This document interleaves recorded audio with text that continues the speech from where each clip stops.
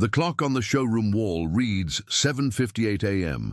when Earl Thompson steps into the Franklin dealership, Tennessee, a worn straw hat in his hand, dust on his shirt, and the sunburn of someone who works under the open sky.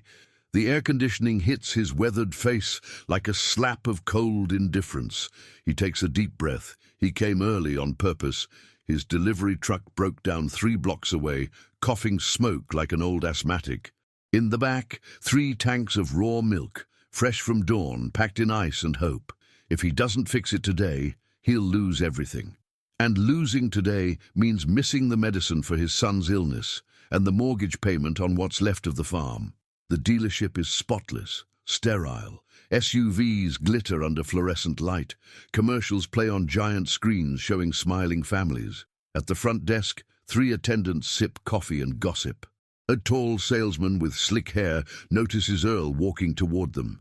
His eyes travel from the old belt to the scratched boots and stop at the burned edges of the straw hat. "Morning," Earl says, voice calm. "Need a quick look at my truck. She's old, but I think it's the fuel pump or a clogged return line. I brought the part I think's stuck." The salesman smiles with polite boredom. "Did you make an appointment, sir?" "Thompson, Earl Thompson. I couldn't schedule one. The truck just died a few blocks back. I can pay for the service." He hesitates. "Just not today. Today I only got the milk." The salesman blinks. The blonde receptionist hides a laugh behind her cup. A mechanic behind the glass wall nudges a co-worker and points discreetly. 2 more salesmen approach, drawn by the scent of ridicule. "Sorry, did I hear that right?" The tall one grins. "You're paying with cow's milk?" Earl straightens up. He's seen that kind of smile before, at gas stations, markets, banks, people who think dirt means ignorance. "Got 3 tanks, pulled fresh this morning. I can leave one with you, and tomorrow I'll bring cash. I just need someone to take a look at the truck right now. Got diners and grocery stores waiting on delivery. If I lose the morning, I lose the day. If I lose the day..." "You lose the milk?" The receptionist cuts in, giggling. The group bursts out laughing.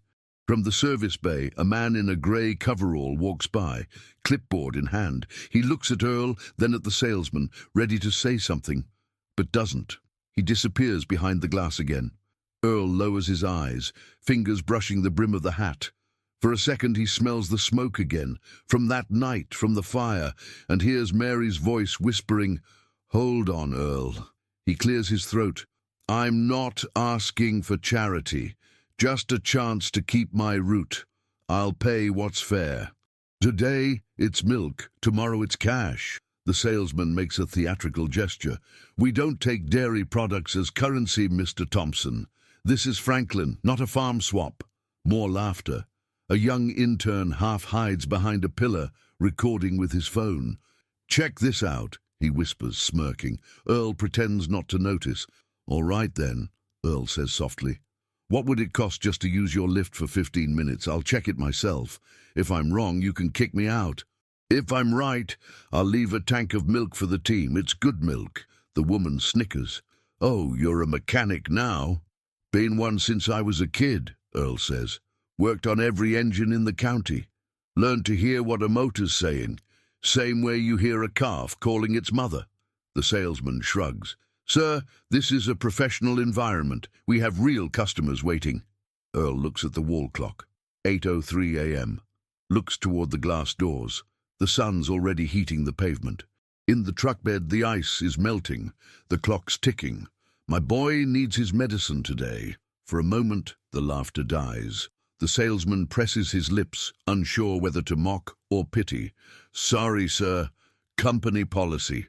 From the bay, a V8 engine roars to life. The sound vibrates through the floor. Earl closes his eyes, listening, diagnosing instinctively.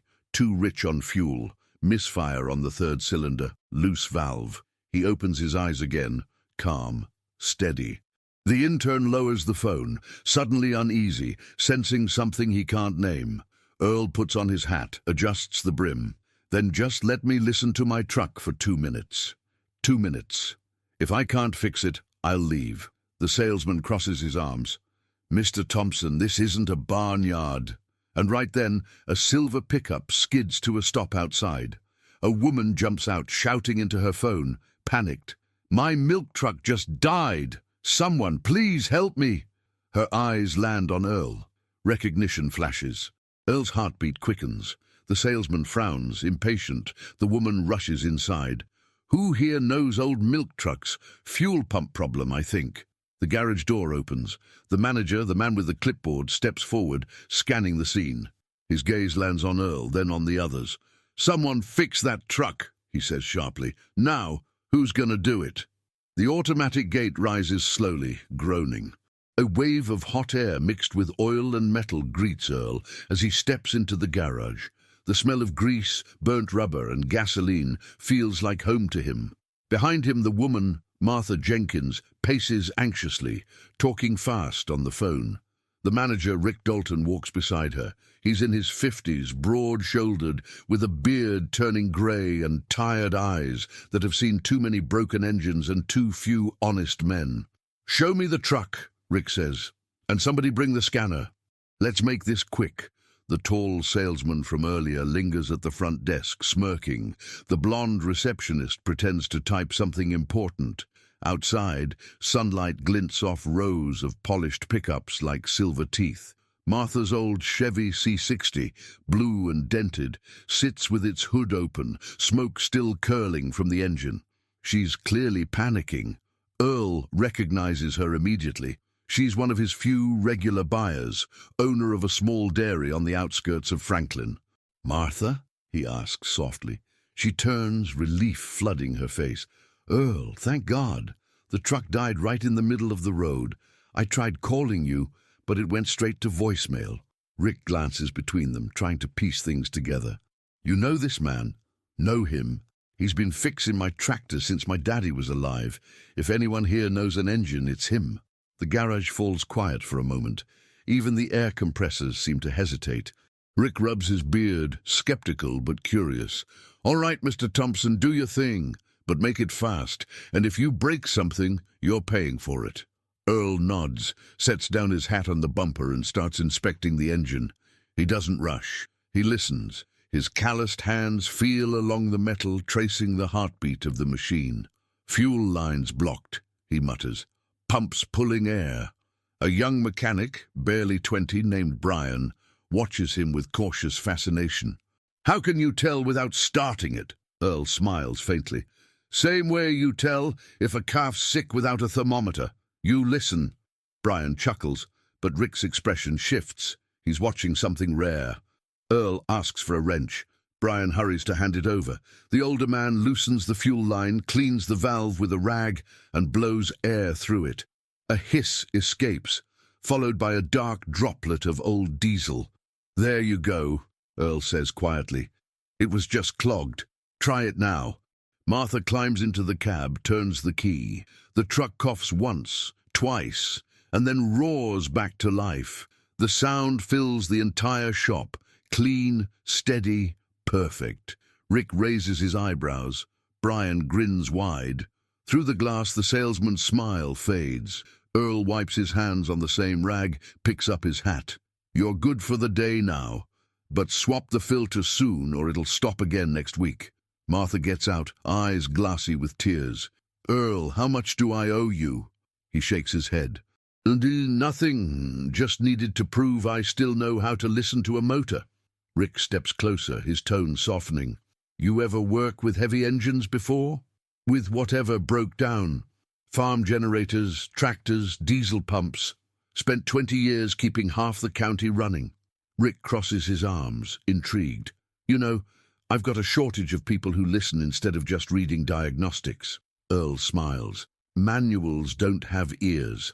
Rick laughs, the first genuine sound of the morning, but the moment's cut short when the salesman walks back in, trying to regain control of the scene. "Rick, he's not certified. Insurance won't cover it if he touches another car." Rick sighs. "Maybe. But he fixed what none of you could." Ryan rolls his eyes and storms off. Rick turns back to Earl. "There's another job waiting inside. Want to show me this magic of yours again? Real work. Real pay." Earl looks at the still-running truck, at the smoke fading in the air, then at Rick. "Show me the engine." Rick gestures toward the service bay. The noise of air guns and the smell of oil surround them as they walk deeper inside. The light above flickers, throwing reflections across the metal floor. Somewhere near the glass wall, the salesman secretly starts recording another video. But this time, he's not laughing. He's just watching. And there seemed to the black Ford F-250 sat high on the lift, hood wide open, its engine half disassembled like a body on an operating table. Shiny chrome reflected the fluorescent lights above. A group of younger mechanics stood nearby, curious and skeptical. Rick nodded toward it. "That's the one. Turbo system locked. We replaced the sensor, the valve, everything. Keeps throwing a ghost code. Nobody's cracked it." Earl approached slowly, eyes scanning every bolt, every hose. His hands brushed along the metal as if reading Braille. Tyler, the youngest and loudest of the crew, leaned against the workbench, chewing gum. "So the farm whisperer's gonna listen to this one too? What? Talk to the truck's spirit or something?" Brian tried not to laugh, glancing at Rick, who gave a warning look. Earl ignored the jab. He circled the truck once, calm and methodical. "When does it fail?" he asked. "Only under load," Brian said, now serious. "Especially on hills." Earl nodded. "Did you check the cooler return line?" Tyler scoffed. "Of course we did. We're not amateurs." Earl gave a small smile. "Then why's the harness swapped?" The room went quiet. Tyler frowned.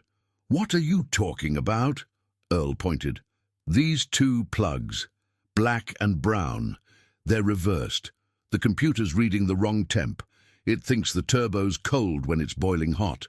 Rick stepped forward, double-checking the connections.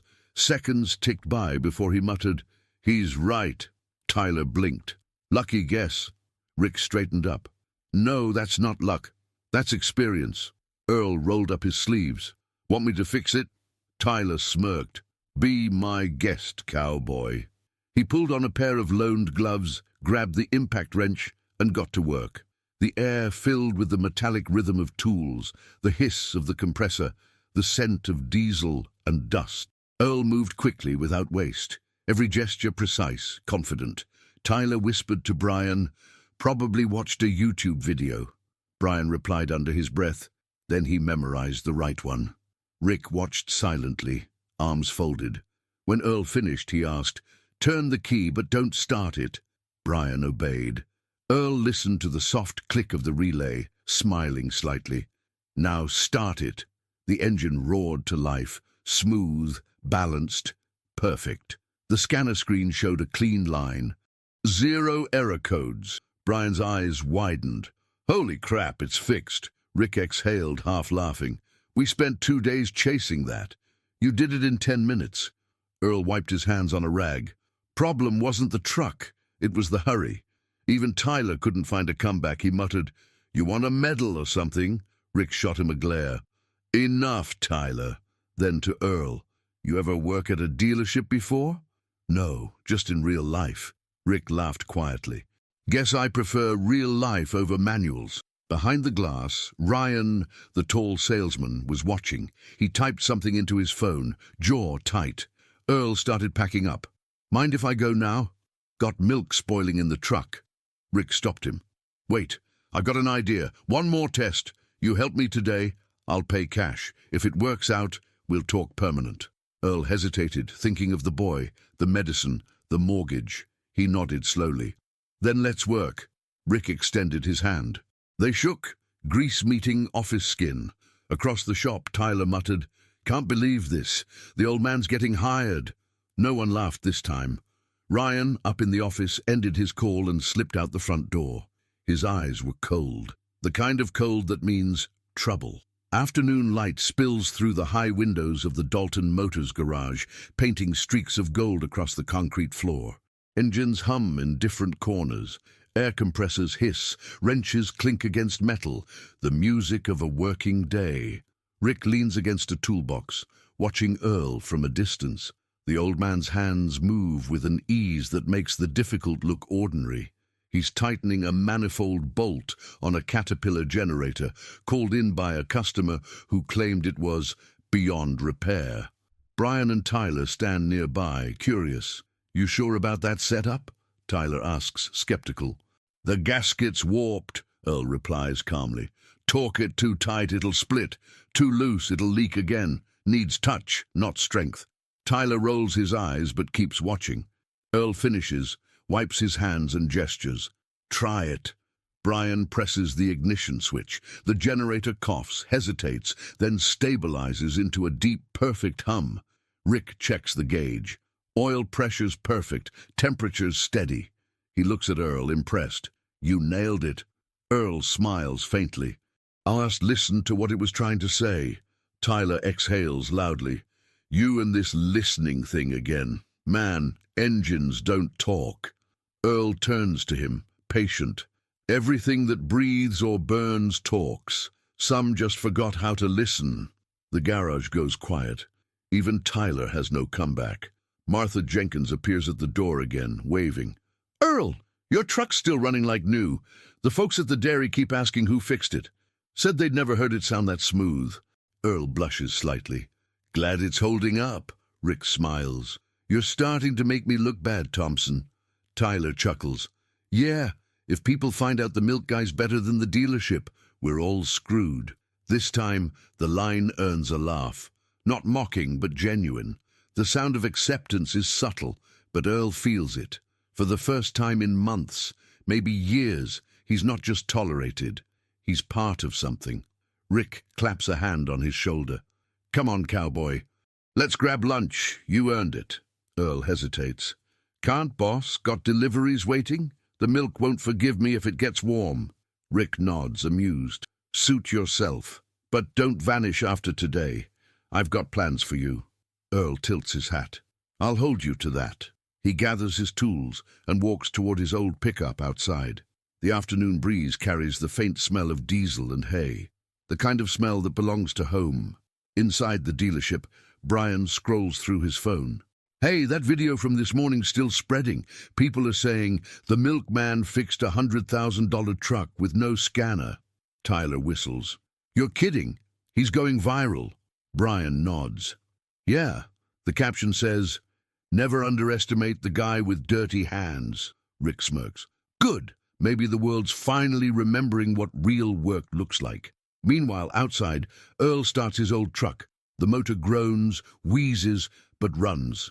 He pats the dashboard like an old friend. "We did good today, huh?"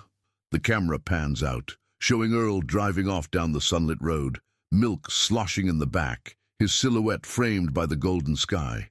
But behind him, through the dealership's tinted windows, Ryan, the tall salesman, watches in silence. He closes his phone after sending one final message. "We can't let that guy make us look small." The screen goes black. The morning light spills through the wide bay doors of Dalton Motors. The sound of impact wrenches, the smell of coffee and the low hum of engines make the garage feel alive again. But something's different today. The laughter isn't mocking anymore. It's warmer. Rick walks in holding 2 cups of coffee. "One's for you, Thompson. 2 sugars, no cream, right?" Earl looks surprised. "You remembered. Man who fixes 2 of my biggest headaches in one day." "I remember everything." Earl smiles, takes the cup. They stand side by side, watching the crew work. Tyler, who used to roll his eyes, now steals glances at Earl, trying to copy his technique, the way he listens to an engine before touching it. "You've got their attention," Rick says quietly. "They used to talk loud when I walked in.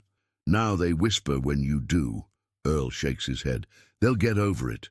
Rick chuckles. "Yeah, but they won't forget it." Brian runs in holding a clipboard. "Mr. Thompson, that F-250 you fixed yesterday, the client called. He wants to know who worked on it, said it's never run smoother." Rick looks at Earl. "You just earned us a returning customer." Earl shrugs modestly. "Guess the truck just needed someone to listen a little longer."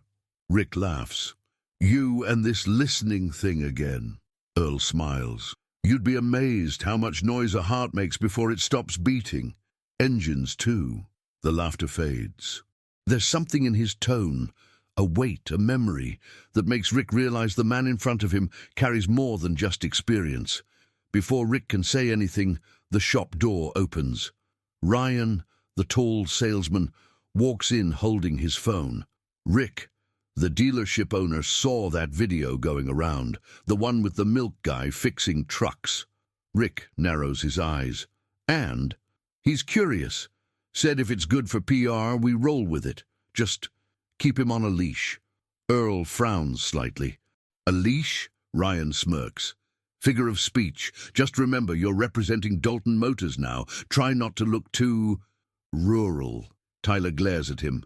Hey man, cut it out. Ryan shrugs. Relax. Just saying, image matters. Rick steps forward. You know what else matters, Ryan? Integrity. And that's something you can't polish like chrome. Ryan rolls his eyes and leaves, muttering. Earl just sips his coffee, calm as ever. Don't worry about him, Rick says.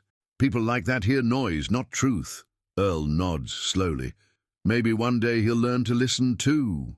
The day goes on.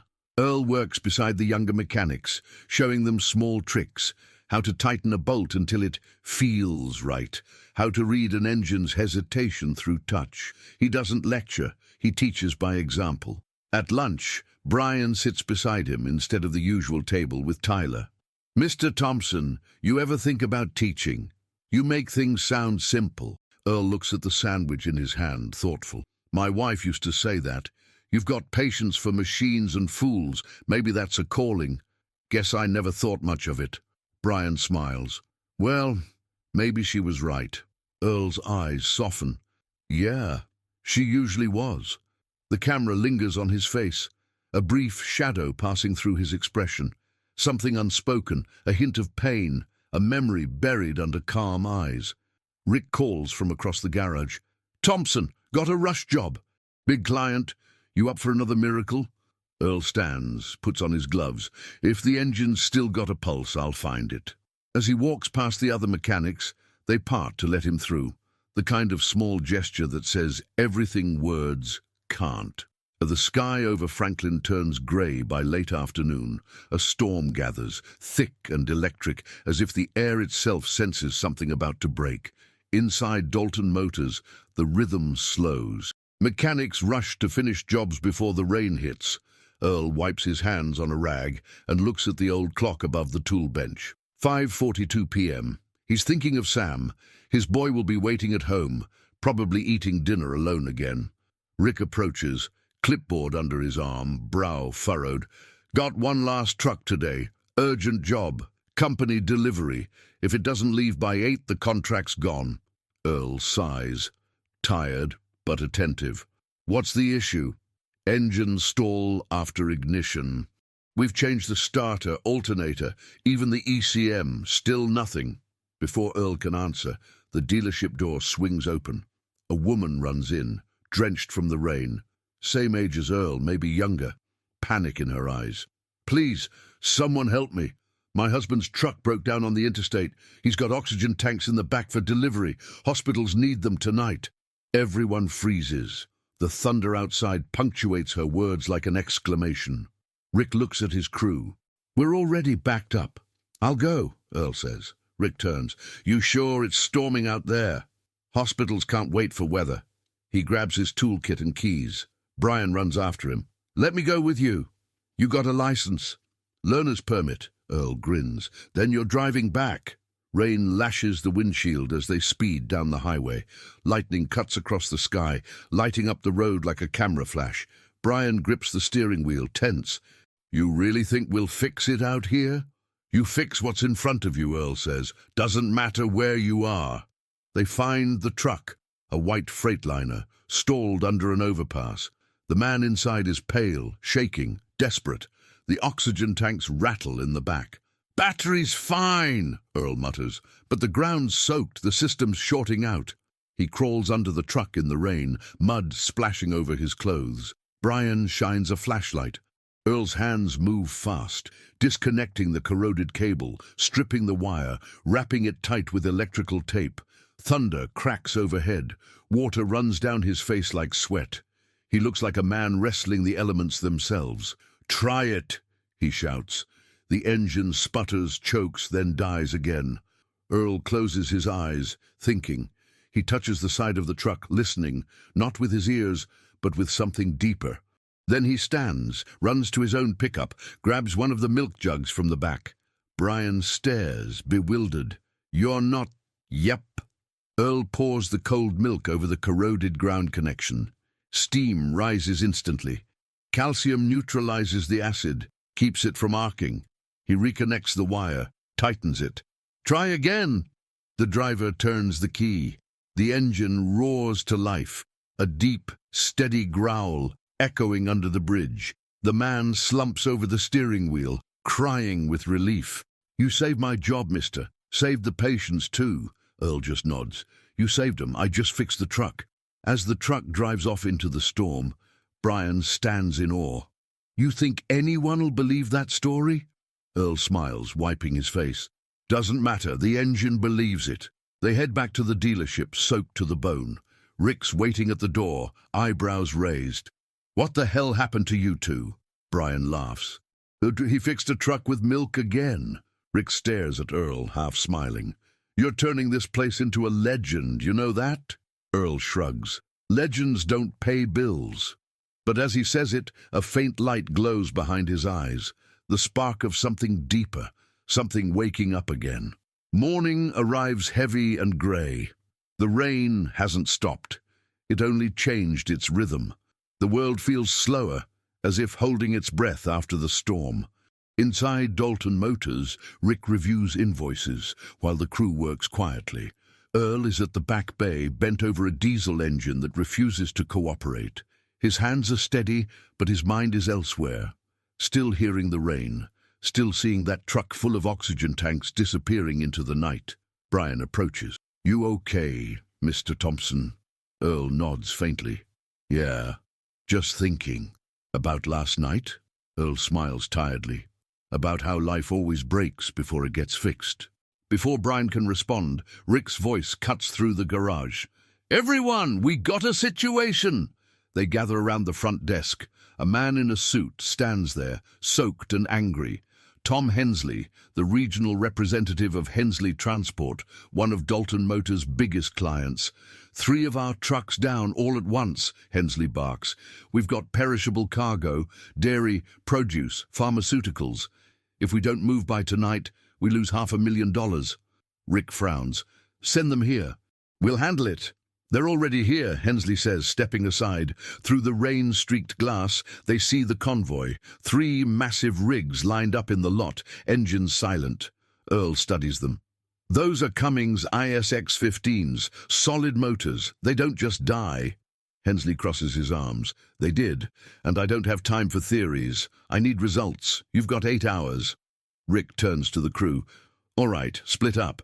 Tyler, Brian, you take the diagnostics. Earl, you're with me." Hours pass. They run every test. Fuel, compression, wiring. Nothing explains the failure. Each time they think they've found the problem, the next truck fails too. Frustration builds. Rain drums harder on the roof. The fluorescent lights flicker. Earl crouches beside one of the engines, listening again. That quiet habit everyone now respects. Brian approaches. "What are you hearing?" Earl tilts his head.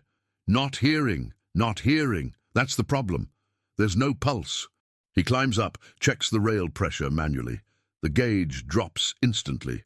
Fuel starvation. But why would 3 trucks starve at once? Rick joins him, puzzled. "Bad batch of diesel?" Earl shakes his head. "No, the filters would have caught it." He opens the main feed line, runs his finger along the inside, and pulls it out slick with grey residue. "There's your problem." "What is that?" Brian asks. "Algae. Diesel contamination. Eats the fuel line from the inside. Slow. Invisible." Rick curses under his breath. "We can replace the filters, but not 3 entire systems before nightfall." Earl stares at the rain outside. Then he looks back at them, eyes steady. "We don't replace them. We flush them." Hensley storms in. "How long?" 3 hours, Earl answers. Rick turns to him, incredulous. 3 hours? That's impossible." Earl smiles slightly. "Only if you don't believe in shortcuts that work." He grabs hoses, spare filters, even one of the milk pumps from the loading bay. Brian watches, confused. "You're gonna use that?" "Yeah, it's designed for liquid transfer. Works better than any shop pump. My wife used to call it Mary's Miracle Hose." He connects the hoses, running them through the trucks like veins. "Start the first engine at idle," he says. The garage fills with the rumble of diesel, faint at first, then growing stronger. Rick's eyes widen as he realizes what's happening. The pressure's stabilizing. The engines are clearing up one by one. After 3 hours, all 3 trucks are running. Steam and rain mix in the air. Everyone cheers. Hensley shakes Earl's hand hard. "You just saved my company, Thompson. You're hired. Name your price." Earl chuckles softly.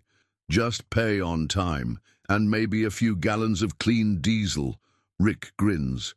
"You pulled off the impossible again." Earl shrugs. "Nothing's impossible when you stop arguing with the engine and start listening to it." As laughter and relief fill the garage, Earl steps outside into the rain. He looks up at the clouds, closes his eyes, and whispers, "You still watching, Mary? I'm trying." Night falls slowly over Franklin. The rain has stopped, but the asphalt still shines with the reflection of the streetlights. The shop is almost empty now, just the faint sound of an impact wrench and a country song playing low on the radio. Earl sits inside a service truck, hands resting on the steering wheel. The engine is off. On the dashboard, his burned straw hat lies quietly, like a relic from another life. Rick approaches, holding 2 mugs of coffee. "Figured you hadn't left yet." Earl half smiles. "Didn't finish my shift. Shift ended an hour ago, Thompson. What's left is just stubbornness." Earl chuckles, takes the coffee. "Stubbornness keeps the tractor upright in the mud." Rick leans on the tailgate. For a few moments they just sit in silence, listening to the hum of the radio. "Can I ask you something?" Rick says. "Go ahead." "Why don't you ever talk about yourself? You work like a man trying to outrun something." Earl stays quiet for a while. He picks up the hat, fingers tracing its burned edge. "I had a farm. Destiny Fields. Small but good land. My wife, Mary, ran it with me. She handled the calves, I fixed the engines. It wasn't much, but it was ours." Rick nods softly, listening. Earl's voice lowers, rougher now. 3 years ago, a short circuit in the barn started a fire. I was under a tractor trying to fix a fuel leak. Mary was inside, asleep. The fire spread faster than anyone could move." He pauses. His eyes glisten in the dashboard light. "I got our boy out, Sam, but when I went back for her, the roof collapsed. All that was left was this hat." Rick looks down, words failing him. The radio fills the silence again, a slow, old song about hard times making honest men. Earl turns the hat in his hands, staring at it like it's alive. "That day, I made myself a promise.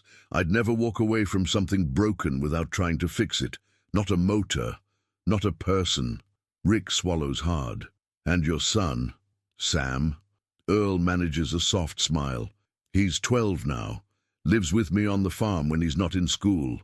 Thinks I still sell milk every morning. Doesn't know some nights I sleep in this truck between jobs." Rick shakes his head slowly.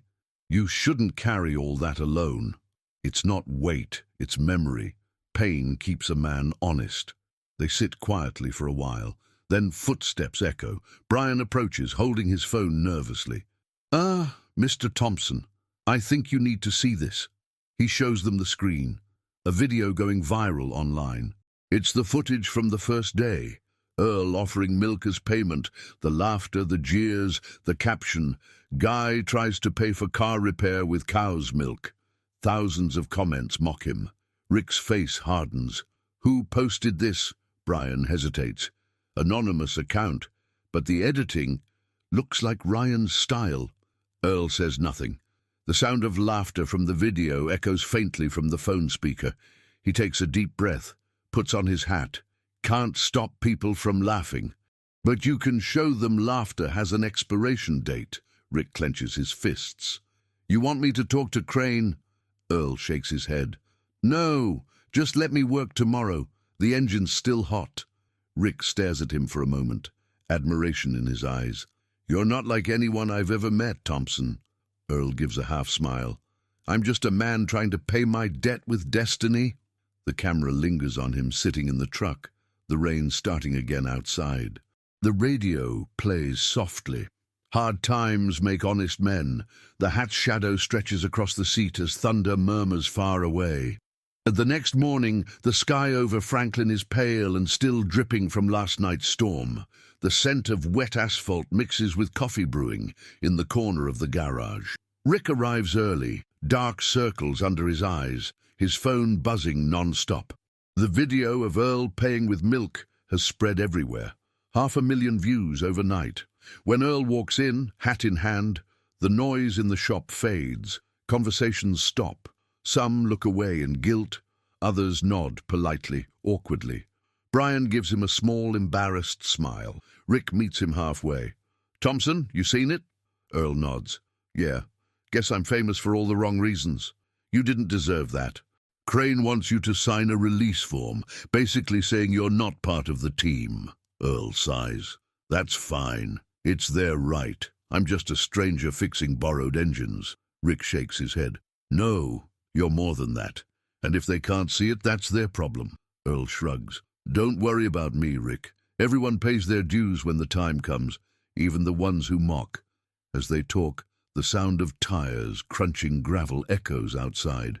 A large Ram 3500 pulls up, white, spotless, with the Hensley Transport logo on the door. The same representative from the day before steps out, this time with another man beside him, a senior fleet supervisor. "Looking for Mr. Thompson," the rep says. "Wanted to thank him personally. That repair yesterday kept us in business." He glances around the shop, then adds, "And we made a decision." Rick and the crew exchange puzzled looks. Earl frowns. "What kind of decision?"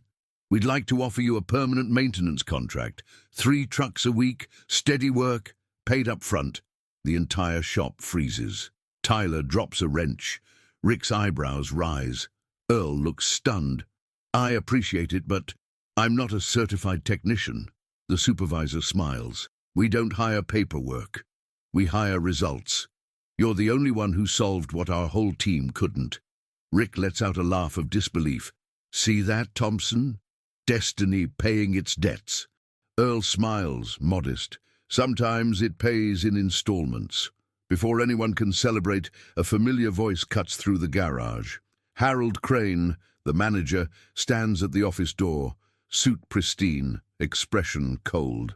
"Gentlemen, we can't allow independent contracts within Dalton Motors property." The rep frowns. "With all due respect, sir, the work was done here, but the skill belongs to him, not the building." Crane forces a corporate smile. "This man isn't an employee. He has no registration, no insurance, no authorization, and as of now, he's no longer welcome on these premises." Silence spreads through the shop. Rick steps forward, furious. "Crane, he saved a $500,000 contract yesterday. You should be shaking his hand, not throwing him out." Crane's tone hardens. "Dalton Motors cares about its image, not barnyard hero stories." Earl raises a hand, calm. "It's fine, Rick. I don't need to stay. I just need to keep going." He takes off his coveralls, folds them neatly, and hands them to Crane. "Thanks for believing in me, even when no one else did." Rick grabs his arm, eyes misting. "This isn't over." Earl smiles softly. "It never is." The Hensley supervisor steps forward. "Mr. Thompson, your contract stands. You can start tomorrow at our Nashville garage. We'll send for your tools." Earl nods. "Got my tools. Just need the road." He puts his hat on, walks across the shop floor. The others watch in silence. Even Tyler can't look him in the eye. Earl climbs into his battered pickup, turns the key. The engine starts with a deep, steady growl. Rick watches from the doorway, coffee cooling in his hand. Brian whispers, "He'll be back, won't he?" Rick smiles faintly. "Maybe. Sometimes destiny just takes the long way home." A dawn breaks over Nashville, gray and uncertain. The air smells like rain and diesel. Earl pulls into the Hensley Transport garage just after sunrise. The doors are already open, but the atmosphere is tense. Men pacing, voices raised, radios crackling with static. In the center of the bay sits a brand-new freightliner, Cascadia, white paint gleaming under fluorescent lights, surrounded by worried mechanics. The supervisor rushes toward him, out of breath. "Thompson, thank God you're here. This truck's got to move in 4 hours. It's hauling milk to 3 states. But the electronic injection system's locked up, dead. We've tried everything, software updates, new modules, scanners, nothing." Earl runs a hand over the warm hood, eyes narrowing. He listens to the silence. Not absence of sound, the wrong kind of silence. "How long's it been down?" "Since yesterday afternoon." "Then it's not software. It's heart trouble." The men glance at each other, confused. "Heart trouble?" Earl smiles faintly. "Every engine's got one. This one just stopped beating." He opens the hood, leans in. The hum of rain outside becomes a backdrop to his concentration. He checks sensors, wires, harnesses, his fingers moving with deliberate rhythm. Rick arrives a few minutes later, soaked and smiling. "Heard you were saving the city again, cowboy." Earl grins. "Guess the engines missed me." Rick looks around at the worried faces. "What's the call?" "Give me a radio," Earl says, "and an extension cord." Minutes later, country music fills the garage. The soft twang of a steel guitar mingles with the mechanical tension.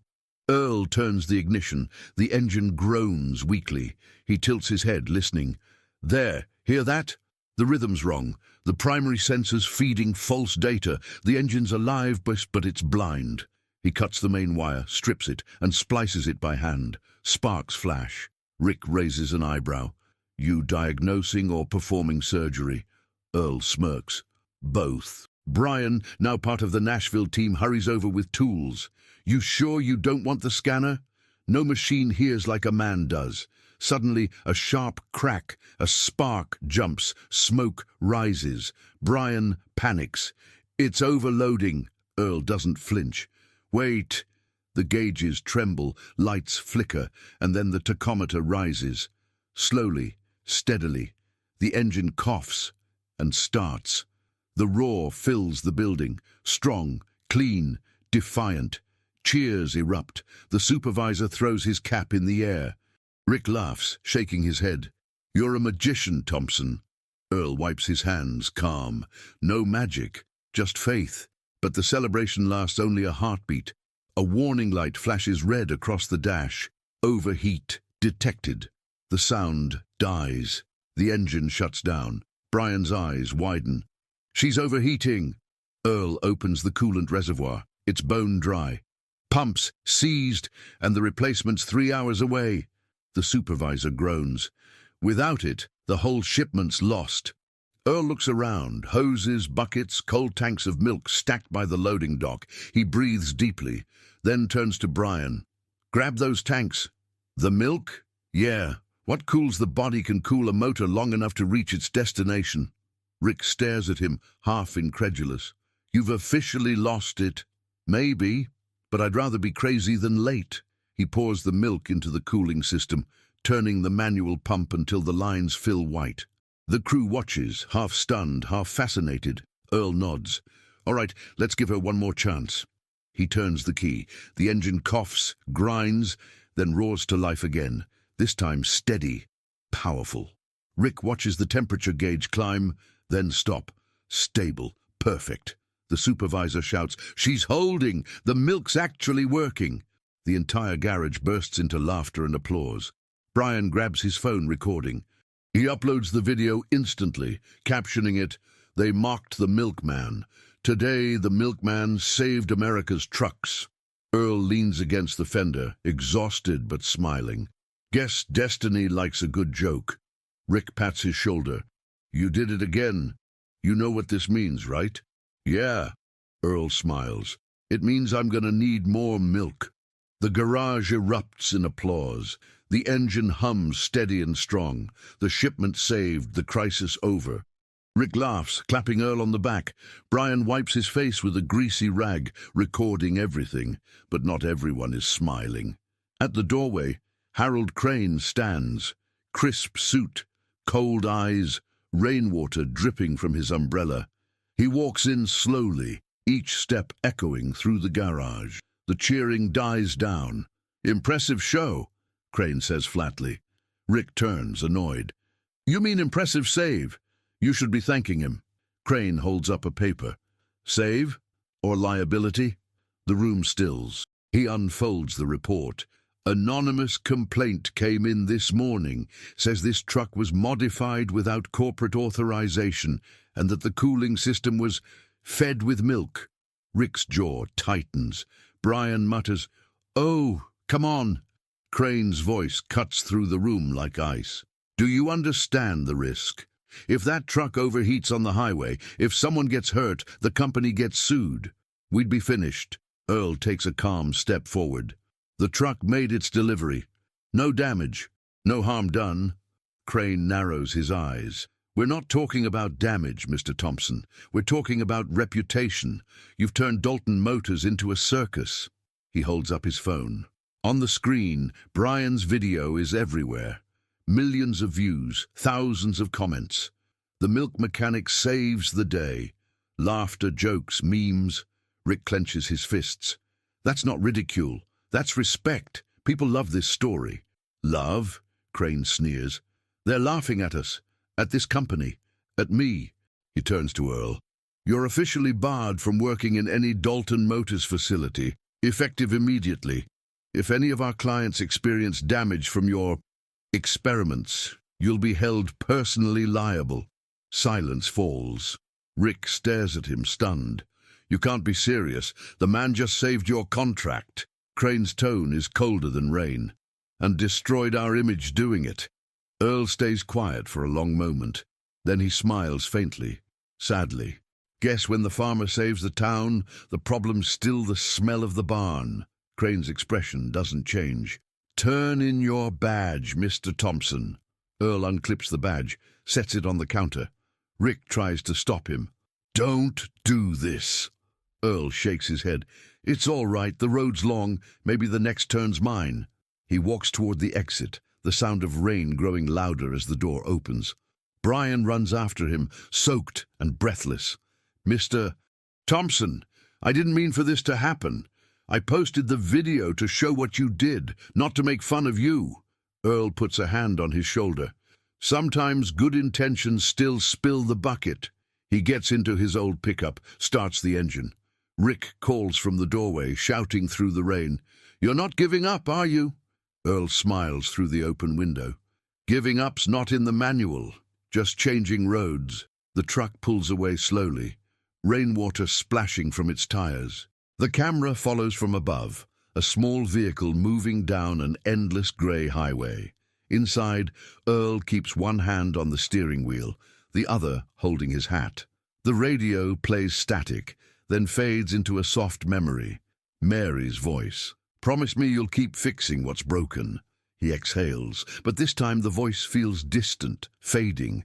The engine sputters. He frowns, pulls over to the shoulder. Rain pounds the windshield. He steps out, soaked, lifts the hood. "Not now, old friend. Don't leave me now." The motor stays silent. He sits down in the mud, head low, water streaming down his face. Maybe rain, maybe tears. Maybe Destiny's finally tired of me. The storm grows louder, no music, no dialogue, just the rain and the sound of his breath. Then, a vibration. His phone buzzes in his pocket. A text message glows on the screen. "Rick, come back tomorrow, I've got a plan." Earl stares at the words, the screen light reflecting in his eyes. He presses the phone to his chest and closes his eyes. The sound of the rain softens. Somewhere faintly, an engine tries to turn over again. The sun rises pale over the Tennessee hills. Mist rolls across the open fields, wrapping the land in silver. Earl's old pickup sits on the roadside, covered in dew. Inside, he's asleep, hat over his face, phone still in his hand, the message from Rick glowing faintly. "Come back tomorrow, I've got a plan." He wakes to the sound of distant cows and the scent of wet earth. For a moment, he just sits there, staring at the horizon. The same horizon he used to see every morning at Destiny Fields. He opens the glove box, pulls out an old photograph.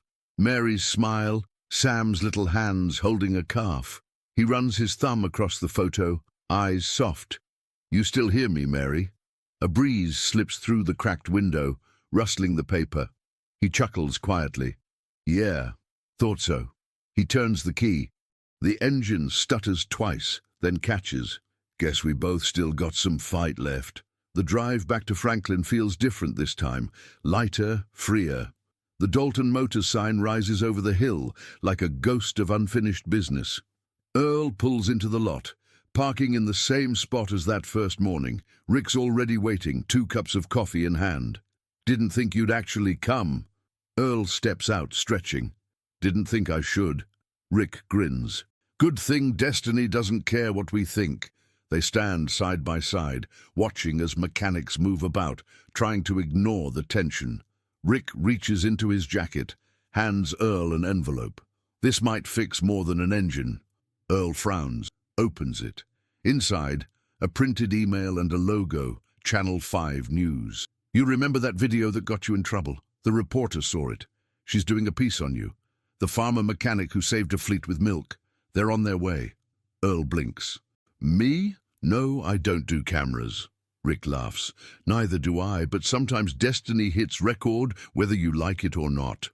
A white Hensley transport truck pulls in, the same one from Nashville. The supervisor steps out with a broad smile. "Mr. Thompson, that truck you revived ran over 1,000 miles. Not a single issue. The whole company wants to meet you." Earl scratches his chin. "Just make sure you used coolant this time." The man laughs. "We used your method. Milk and faith." Reporters start to gather, cameras, microphones, bright lights. Rick leans close and whispers, "Go on, show them what real work looks like." Earl takes a deep breath, adjusts his hat, and steps toward the truck. A young reporter greets him, microphone ready. "Mr. Thompson, the country's talking about you. How does it feel to be called the mechanic of destiny?" He blushes, tilting his hat down. "I don't think I fix destiny. I just keep its engine from quitting." She smiles. "And the milk, was that instinct or miracle?" Earl looks up at the sky. "Maybe both. A miracle's just a good instinct that shows up on time." Laughter ripples through the crowd. Rick watches proudly from a distance. Tyler and Brian stand beside him, grinning like kids. Suddenly, a familiar voice calls from the crowd. "Dad!" Earl turns. It's Sam, holding a lunchbox, his hair tousled by the wind. He runs up and hugs his father tight. "Everyone at school saw you on TV. You're famous." Earl laughs, voice cracking. "Famous? Nah, just fixed one more broken thing." Rick wipes his eyes discreetly. That's the sound of destiny catching its breath. The cameras zoom in as father and son stand together in front of the truck. The reporter lowers the mic. "Mr. Thompson, what keeps you going?" Earl looks at Sam, then back at her. "Knowing that even when life burns down your barn, you can still rebuild the field." Applause fills the air. The sound of engines warming up echoes through the garage. The world, at least for this moment, feels right again. The following week, Franklin becomes a town reborn. Every newspaper headline carries the same story, the milk mechanic who saved a fleet and taught America a lesson in humility. Channel 5 airs the segment in prime time. The camera pans across Dalton Motors, now spotless, banners hanging, the faint smell of oil and redemption in the air. Earl stands beside the same truck that once broke down in the storm, now polished, shining, with the words, "Destiny Hall No. 1, painted on its side. Rick stands next to him, proud as ever. Brian, Tyler, and even the once skeptical crew line up wearing matching shirts that read, "We fix more than engines." The reporter smiles at the crowd. "We're here today not just to celebrate a mechanic's miracle, but to remind everyone that sometimes the simplest hands carry the greatest wisdom." Applause. Cameras flash. Earl shifts uncomfortably, hat tilted low. "I'm not used to this kind of noise." Rick chuckles. "Get used to it. You earned it." From the back, a familiar figure steps forward. Harold Crane. The crowd murmurs. He approaches, eyes heavy, face softer than ever before. "Thompson." Earl turns slowly. Crane clears his throat. I came to apologize. I was wrong. About you. About what matters. Earl studies him quietly, then extends his hand. Engines forgive faster than people, but I'm learning to catch up. Crane shakes his hand, emotion flickering in his eyes. The company would like to reinstate you as a senior consultant. You'd oversee field operations and training. Earl smiles faintly. Consultant? I barely consult myself. Rick laughs. You'll figure it out. The crowd cheers again, but before Earl can answer, a small voice breaks through the noise. Dad, can we go home after this? Earl looks down at Sam, who's holding a new cap with the Dalton logo. Home, he repeats softly. He looks around, the garage, the trucks, the people who once laughed. Yeah, I think we're already there. The applause swells. The reporter wipes her eyes discreetly. She gestures to the cameraman. Mr. Thompson, before we close, one last question. What's the secret to your success? Earl looks straight into the camera. For the first time, his voice is steady, unguarded. You fix things the way you live, with patience, faith, and clean hands. Engines don't lie, and destiny doesn't forget. The crowd falls silent, listening. Then applause again, louder, fuller, echoing against the metal walls. Rick leans closer, whispering with a grin. That's your line right there. You just made history. Earl chuckles. History's just old engines still running. The network cuts to a wide shot, the entire crew laughing, the town gathered, the sound of engines rumbling like applause beneath the Tennessee sky. The camera slowly zooms out. The sun breaks through the clouds, painting the asphalt in gold. Sam climbs into the truck's driver's seat, while Earl stands beside him, proud and quiet. Go on, kid. Take her around the block. Really? Yeah. Just remember, treat her gentle, like a friend. Sam turns the key. The truck starts with a smooth, confident growl. The crowd cheers again. Rick folds his arms, looking at Earl. So what now? Earl smiles, eyes on the road. Now, we drive. Months pass. The Tennessee summer fades into crisp autumn. The fields turn golden again, like they did back when Destiny Field still had fences and laughter. The sign outside Dalton Motors has changed. It now reads, Dalton and Thompson Motors, honest work, honest hands. Inside, the atmosphere is different. The smell of oil and metal is the same, but the air feels lighter. There's a rhythm now, cooperation instead of competition. Every morning starts the same way. Coffee brewing, country music on low, and a handwritten note on the whiteboard that reads, Fix it right, or don't fix it at all. E.T. Earl walks through the shop slowly, greeting each mechanic by name. Brian, now confident, teaches new recruits how to diagnose engines by ear.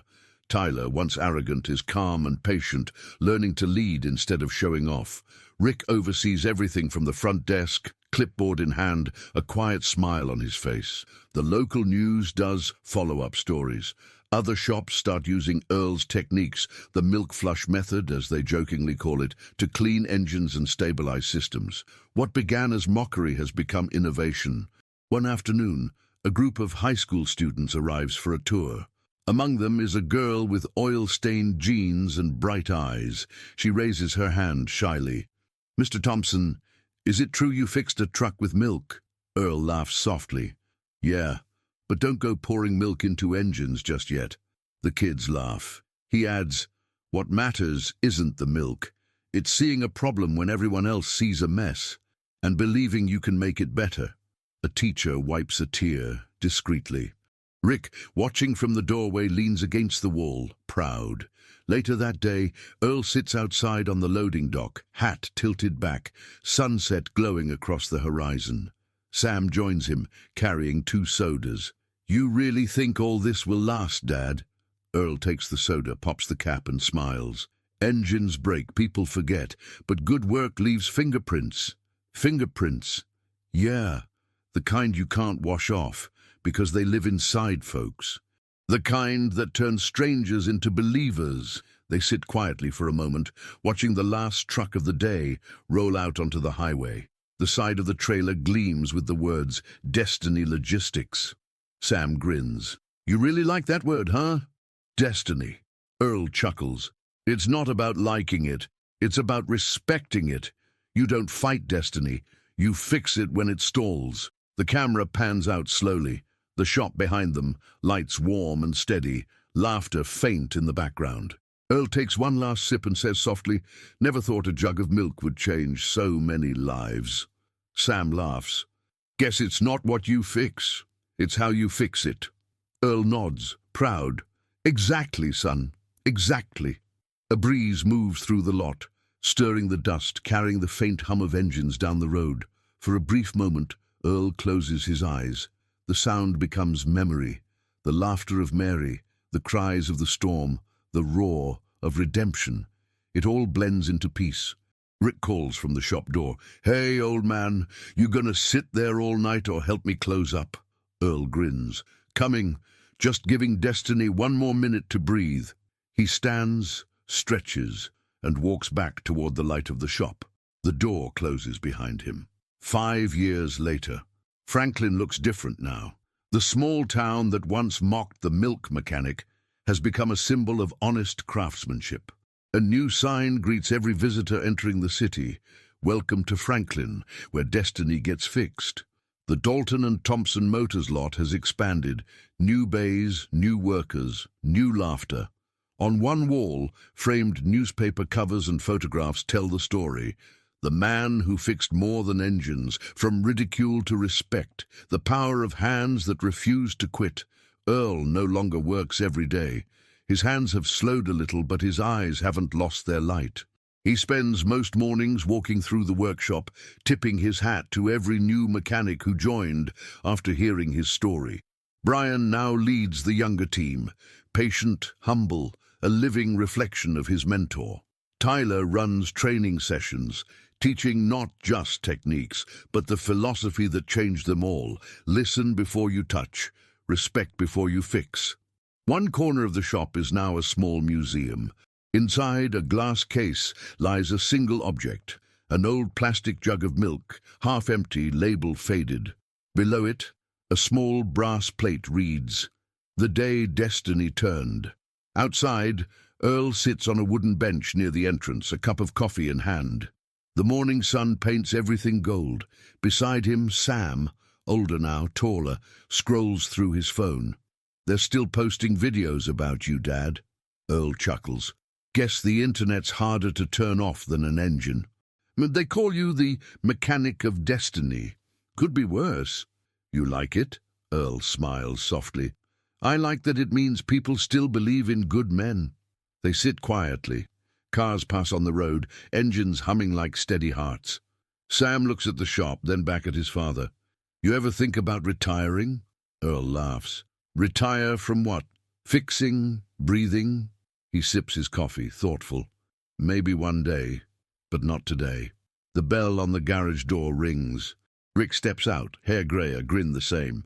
"You two gonna sit there all morning? We've got work to do." Earl raises his cup. "Already working, just on the quieter parts." They all laugh, the kind of laughter that comes from peace, not pride. A breeze passes through, carrying the scent of oil and rain. Earl stands slowly, stretching his back. He looks toward the horizon, where the fields meet the sky, and whispers almost to himself, "You were right, Mary. Broken things do bring people together." Sam hears him, smiles, and places a hand on his father's shoulder. They walk toward the garage together. The door opens, flooding the frame with warm light. As they disappear inside, the camera lingers on the sign above the door, "Dalton and Thompson Motors. Honest work, honest hands." The scene fades to black. Then a final line appears on screen, in white letters over the sound of an engine starting. "Share this story with someone who needs hope today."